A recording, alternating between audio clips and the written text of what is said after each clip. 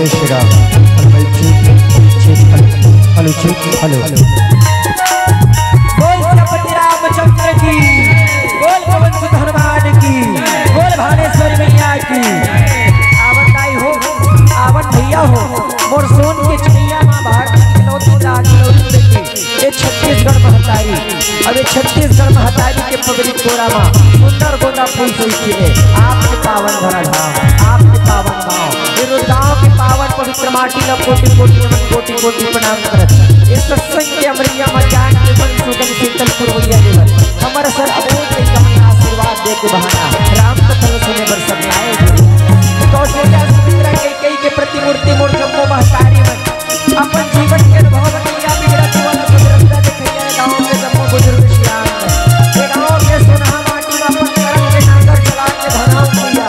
राम लखन भरत शत्रुघ्न मनोबल किसान जवान विशाल कोनो गोरी कोनो कारी साक्षात मां दुर्गा के अवतारी मूर्ति छोटे छोटे बाल गोपाल भाई ये दो दिन लगे राम हरे रूप दशरथ का पर जन्म में हाथा थे।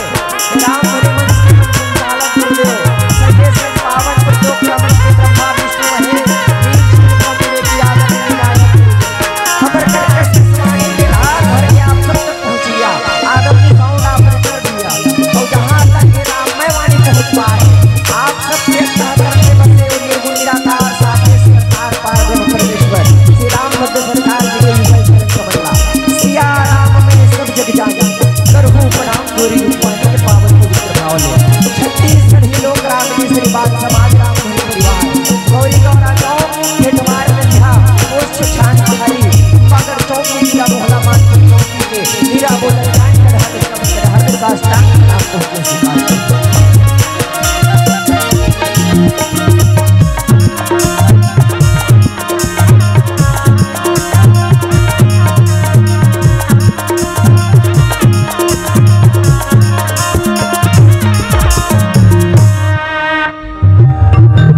राजा रामचंद्र की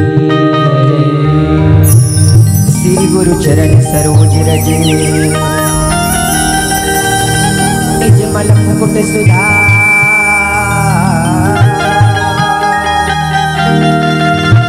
बरनौ रघुवर विमल यस जोदायक बुद्धिहीन तनु जान के राम सुमिरा पवन कुमार बल बुद्धि विद्या देहु मोहि रामा हरहु कलेश भवानी शंकर वंदे श्रद्धा विश्वास रूपिणो याभ्यां विना पश्यन्ति रामा सिद्धः स्वान्तास्मि याभ्यां विना पश्यन्ति रामा सिद्धः स्वान्ता।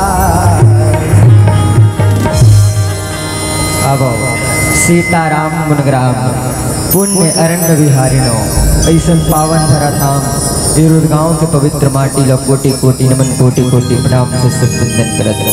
राम कथा के शुभारंभ जिन संत शिरोमणि गोस्वामी तुलसीदास जी महाराज के जही सुमिरत सिद्ध होए गणनायक करी बर वदन करहु अनुग्रह सोई बुद्धि राशि सद्गुण सदन। वही गजानन महाराज के पौरी मर्जी विनती ज्ञापित करत राम कथा के शुभारंभ आप सबके बीच रात काली देरा में करत। बोल गजानन स्वामी की।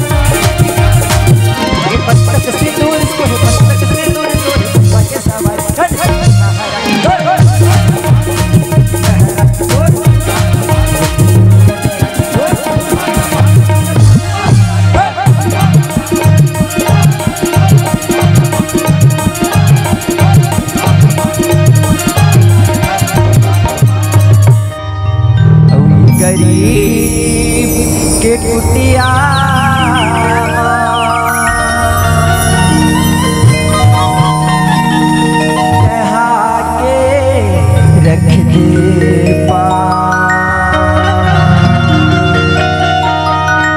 आबे आबे वो मायारू लाई आबे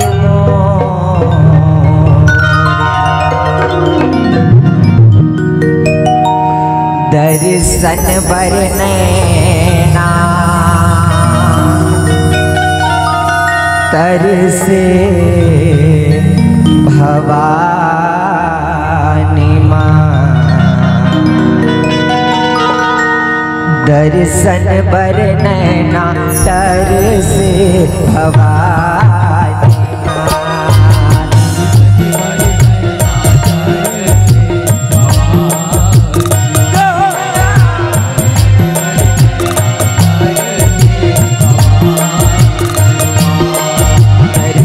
बरनैना तरसे भवानी माँ दर्शन बरनैना तरसे भवानी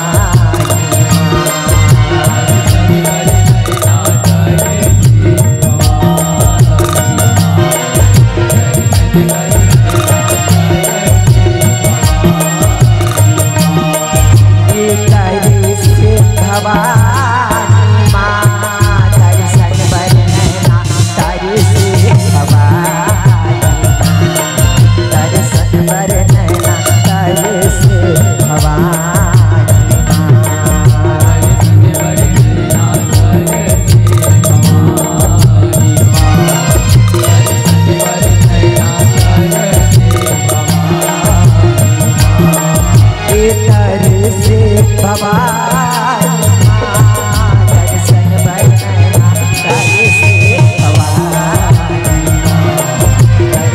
बरनैना तरसे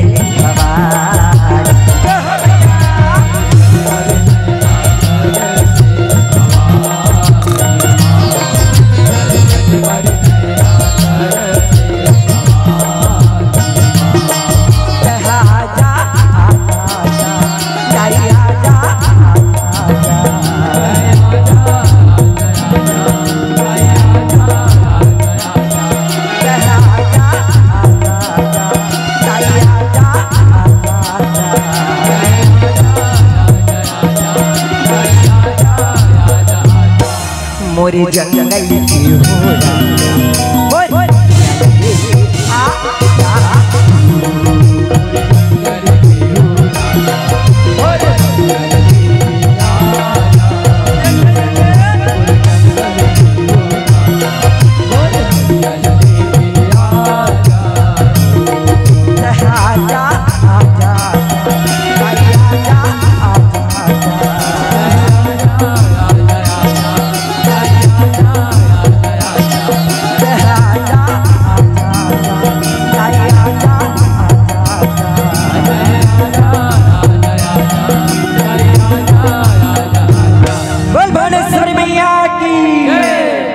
मोरे जंगल के हो राजा मोरी मियाँ लेके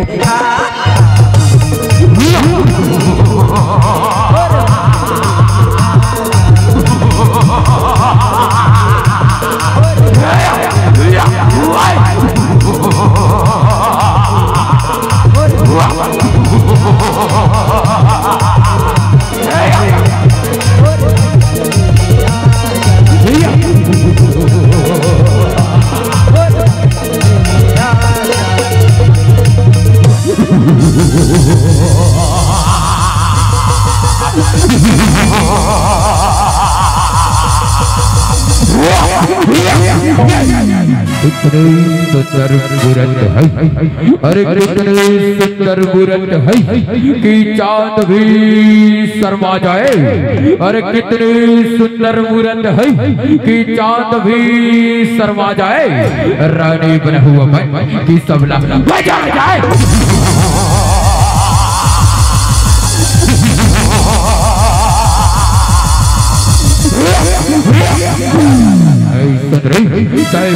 रानी बनवेगा सुंदरी रानी बनवेगा। तीनों लोग के रानी बना के रखो सुंदरी टोला। तीनों लोग के रानी बताना सुंदरी तय रानी बनवेगा।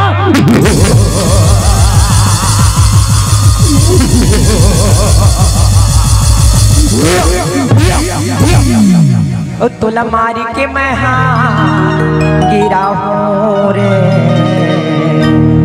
ओ मैं वो दूर गया, ओ मैं दूर गया।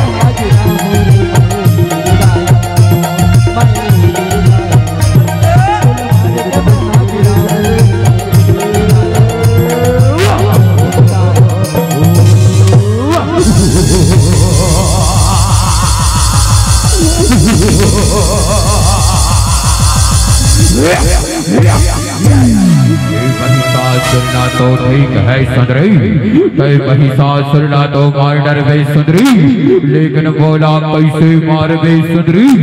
और नाव है रक्त बीज कही थे बोला, और एक बूंद लहू ना सुंदरी भूया में टपले चूथे ना, तो उहाने अवदाना पैदा हो जाते।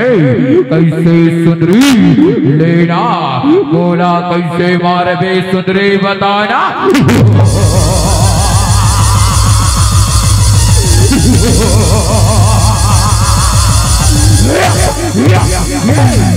आया रक्त बीज के ठीक है दुष्ट, तो रक्त ले दानों की बात हो देना, तो सर्वनाश के खातिर में अपन बहने काली काला बुला हो रे, काली काला बुला हो रे। चलते बुला सुधरे, तोरे बहने काली काला अलग से बुला सुधरे, अलग से।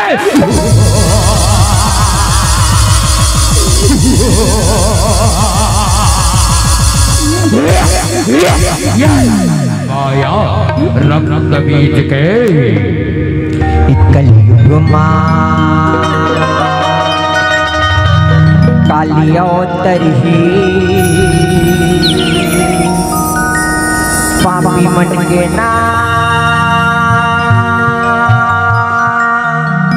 लगर। कलयुग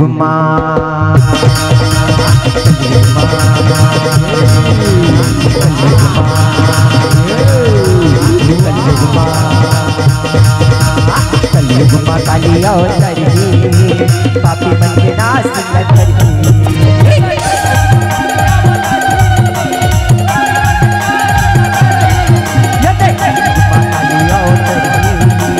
पापी मन के नाश लगी।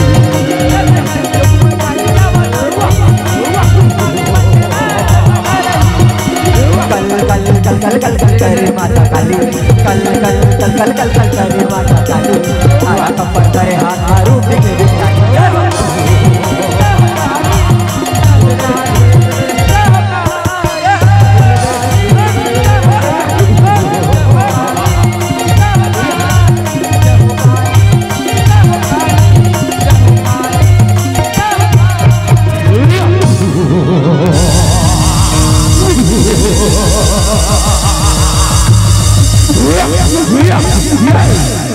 सुंदरी कई अपन बहिनी काली काला बुला के अपन माया दिखाई सुनो सुंदरी, तब देख सुंदरी रक्त बीज के मायाला। ओम क्लीं क्लीं चामुंडाय विच्चे नमः, ओम क्लीं क्लीं चामुंडाय विच्चे नमः। महादानव प्रकट हो, महादानव प्रकट हो। ओम क्लीं क्लीं चामुंडाय विच्चे नमः, ओम क्लीं क्लीं चामुंडाय विच्चे नमः।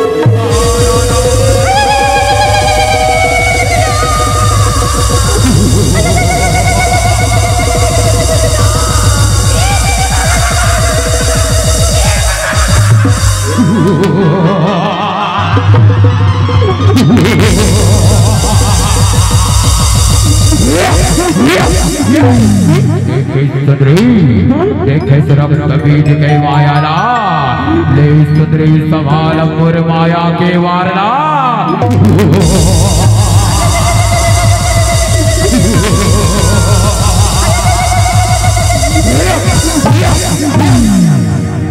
काली हो कंकाली अल कर दाई कलर कलर डरी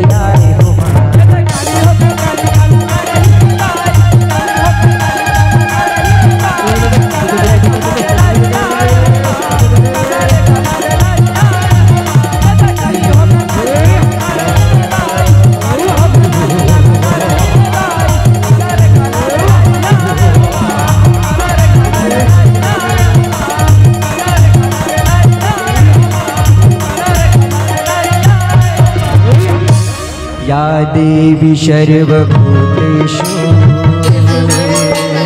दुर्गारूपेण संस्थिता नमः तस्यै नमः तस्यै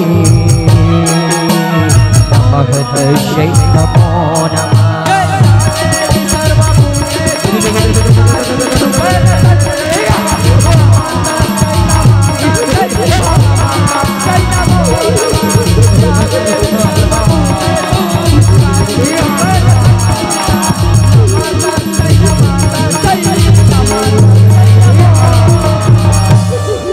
या देवी सर्वभूतेषु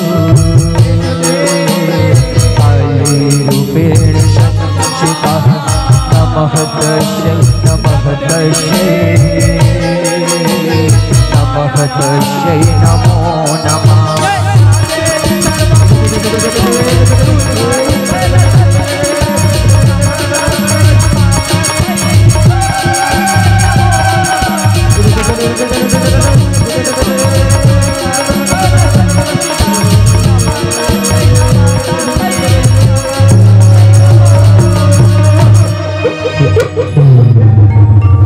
बोल दुर्गा मैया की, बोल काली मैया की, बोल साचे दरबार की।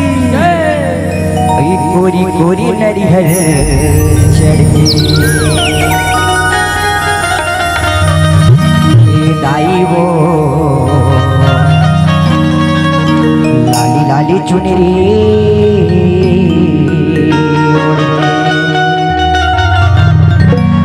बोल भाड़ेश्वरी मैया की। गोरी गोरी नरिहर चढ़ी ए दाई वो लाली लाली चुनरी ओढ़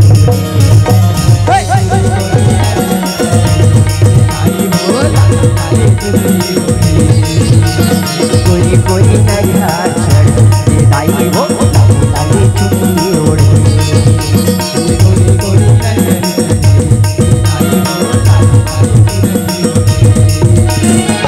तोहरे गाँव माँ राम दरबार माँ तोहरे गाँव माँ राम दरबार माँ पूरे गायो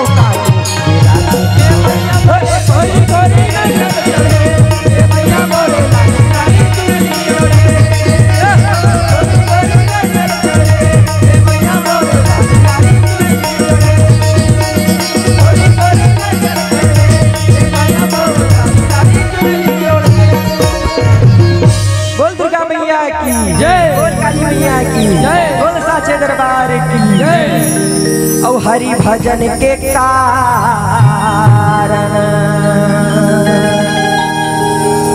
अब केवल मनुज शरीर दादा हो 84 लाख योनि अब 84 लाख योनि बिकलौता हमन मन खेल बनाए भगवान है जेन मन ला हासे मुस्कुराए कला दे जेन मन ला चेत और बुद्धि दे भगवान के नाम ला गा सकथन भगवान के नाम ला जप सकथन केवल मन खेला देखा जाते कि ना नर तन सम नहीं कौने हूँ नर तन के समान कोनो देह नहीं है लेकिन हमन काय करत हन ब्यूटी पार्लर में उगरात हन सैलून में जा जा फेशियल करात हन सबो जन सुंदर बने कोशिश करत हन लेकिन वास्तविक में सुंदर बनबो जब हमार जीवन में व्यथा दूर हुई कथा प्रवेश हुई तब हमार वास्तविक में सुंदर बनबो। मैंने कहा तो मानस की राम कथा सुंदर कर और संशय विरक उड़ावन तो सुंदर बनाया बा और तू ही तल्ला हमला देना ते करती भगवान भोलेनाथ माता गिरजल के हरि भजन के कारण